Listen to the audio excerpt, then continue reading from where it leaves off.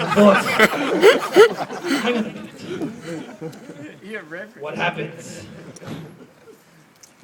if this is just some elaborate coincidence?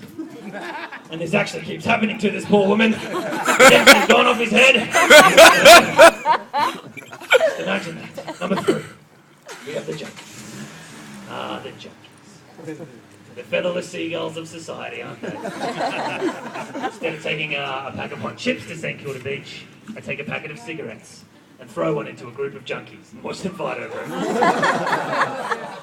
There's always the one junkie in the corner with the missing leg, isn't there? He's over there looking sad, and the dumpster feels for him. He walks up and goes, "Here, buddy. Hey, have a seat." You know what? Pops down his leg, grabs the whole pack and runs off with his fucking Adidas pants, a cheeky fucker. And junkies, okay. We see you cash converters with a whippersnipper. We all know you don't own a landscaping business, alright? No one's going to crimps mowing, that's for sure. Number 4, we have the crazy people. Now, a lot of the crazy people are out there because in the 80s and 90s, they closed down all of the mental hospitals. It was a question of quality of life for these people, saying that they were getting mistreated in the hospitals. Let's put them on the street, integrate them into society. That fucking worked, didn't it? A schizophrenic guy sitting there swinging off a tram, stating like that, going, "Satan lives in my eyebrows," and throwing poo at you, yes. Fitting in like a glove, isn't he? I thought, how are we going to help these people? We've got to do something. How can we make them fit in? You know what I thought? Bluetooth headset. No one's going to know the difference, are they? Then again, it comes back to the quality of life issue. Would you rather be a schizophrenic or a fuckwit with a Bluetooth? Still a mystery, still unsolved. Number 5, we have the drunks, the drunkies, hey? And I was at St Kilda with a friend of mine, a pastoral friend, who was sitting there enjoying a kebab, and this bum, this drunken homeless man comes up and starts sifting in the bin next to us, like some sort of government-appointed lucky dip or something. And I personally think that was disgusting, and excuse me one moment. I just, a bit peckish. I just have a quick bite on my kebab here.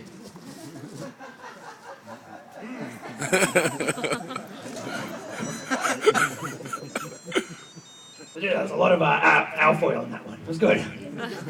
Burned the fillings. And this guy sits down next to us like some sort of cartoon, you know, and there's a lot of things that you can pull out of a rubbish bin. Probably not as many as cliche as a fucking fish skeleton. It was like Sylvester the Putty Tack, slid on some shipspeed trackies, popped on a Chicago Bulls hat, and sat down next to us. I started to feel a little bit bad for Sylvester over here, and I looked at my kebab, and looked at Sylvester. I said, you know what? I'm going to do the right thing. I'm going to give him my kebab. So I said, hey mate, don't need to eat the fish skeleton, have the dumpster's kebab. You know what he does? He looks at me and goes, fuck off mate. Knocks it out of my hand. I learned something that day, my friend. Apparently in St Kilda, the beggars can be choosers. Number 6, we have the big issue vendors. Ooh, they're a bit up there, aren't they? Ooh, look at me. And I often wonder if your regular bum gets a bit jealous, you know. Gets a bit tall poppy on the big issue vendors. Walking past one. Here Bruce is doing the big issue now. Yeah, look at him over there with his belt. Hey Bruce, how your pants going, mate? Look pretty fucking high from here. Fucking sellout. And you know, have you guys ever seen in the city, homeless people are the only people that don't wait for the light to go green. Just go whenever the fuck they want, don't they? A peek out's like watching Hobo Frogger. Now, you know, these people are out there. I thought maybe we could just create another light for them. So we'd have the green man for go.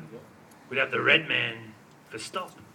Then we'd have the brown stinky man for homeless people to go whenever the fuck they want. And doesn't that piss you off a little bit that, you know, we're all waiting, we've got homes and we're waiting to go somewhere? And They got fuck all to go, and they're going to get there before us. So fuck's up with that. Did anyone get to go and see the Homeless World Cup soccer when that was in town? Yeah. Yes? Yes, it was quite the event. I was lucky enough through the church to be able to go out to the athletes' village at the tip and hang out with some of the athletes. It was quite the experience. And I got to saw a very interesting game where Hungary destroyed Turkey. Probably hadn't eaten in weeks, so fair enough. Oh, the opening ceremony, my friends. You should have seen it. They had a firework. Impressive. And they stood there and they were shaking that tin above their heads, you know, the cup that they won. There was a little tear in the dumpster's eye when they were screaming, "Can I have some change, mate?" Good moment for me. But I'm out here and I'm sort of, you know, taking the piss out of the homeless, but I was actually, when I was a young dumpster, I was homeless too. And that's for real. And I was only 8 years old and I had to do a lot of questionable things when I was out there. And yeah, it's probably the roughest 45 minutes of my life. So I got hit in the testicles in a game of family cricket. I didn't take kindly to the laughter that they ensued on me. So I said no one loved me, and I ran away. And if it wasn't for Cartoon Connection starting at 3:30, I could still be out there today. Excuse me, we need to wet the whistle.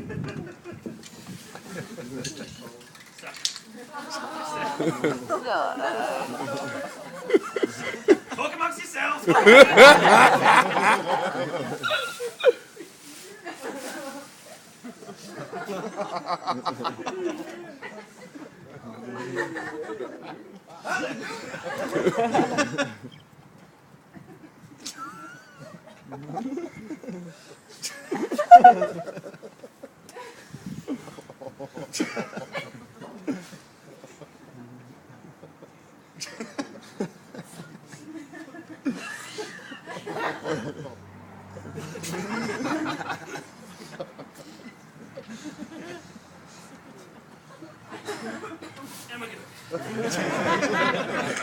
Next on the agenda we have employment. Before I was a reverend, I